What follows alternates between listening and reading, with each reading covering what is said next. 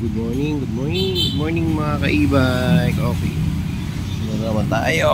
Okay, sobrang init ng panahon. Ayan guys. Okay, init guys, ingat ang lahat, no? Sobrang init ng panahon ngayon, hindi pa summer, no?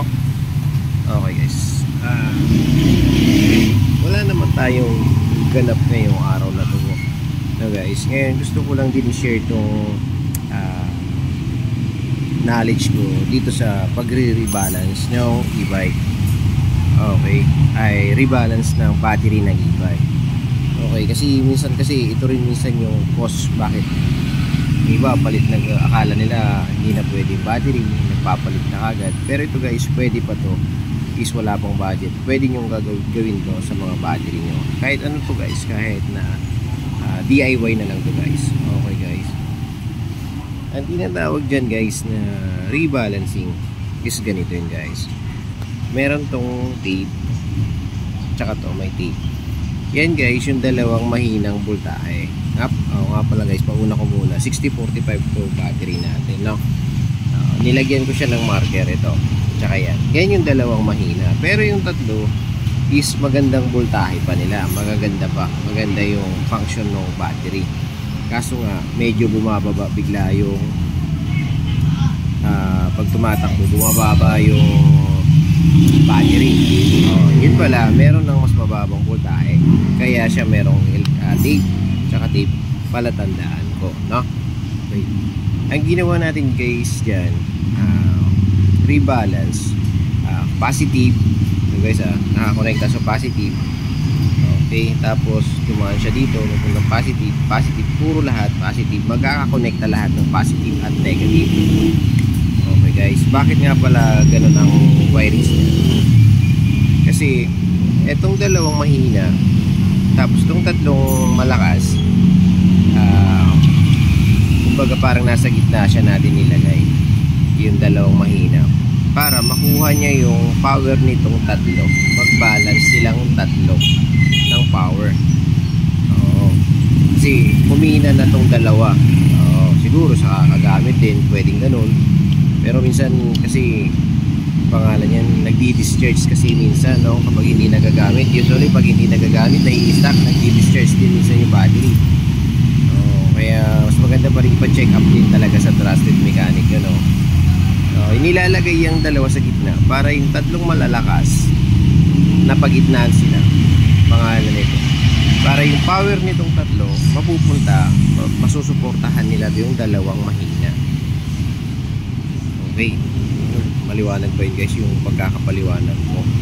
Dalawang mahina, tatlong malakas, nilagay natin sa gitna yung dalawang mahina para makakuha sila ng sapat na voltahe para bumalik sa dating lakas yung mga battery. Okay, kaysa medyo magulo lang yung pagkaka-rebalance mo ng wire, no? Blue, medyo papansin mo medyo malilito ka ng konti. Pero blue sa blue yan, red sa red, dire-diretso lang yan guys. Nasa sa inyo naman guys kung gaano nyo katagal yan i-rebalance. Ito kasi ang ano ko dito is ang half day ko siyang i-rebalance lang, no? Mamaya siguro tanghali, after lang siguro tatanggalin ko na rin yan. Ito guys, ginagawa lang to guys ng mekaniko, pero pwede nyo rin gawin DIY sa bahay nyo in case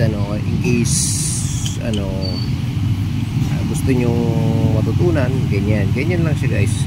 Gagawa lang kayo ng connection ng wire na magkukonect sa lahat ng blue at magkukonect sa lahat ng red. Okay, ganyan ang rebalancing.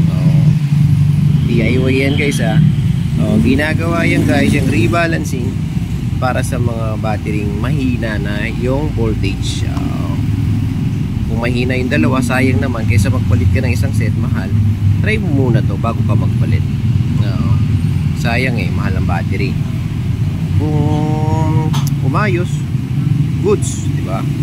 Bago ka magpalit, gawan mo muna ng paraan bago ka magpalit ng buong battery, no guys? Ayan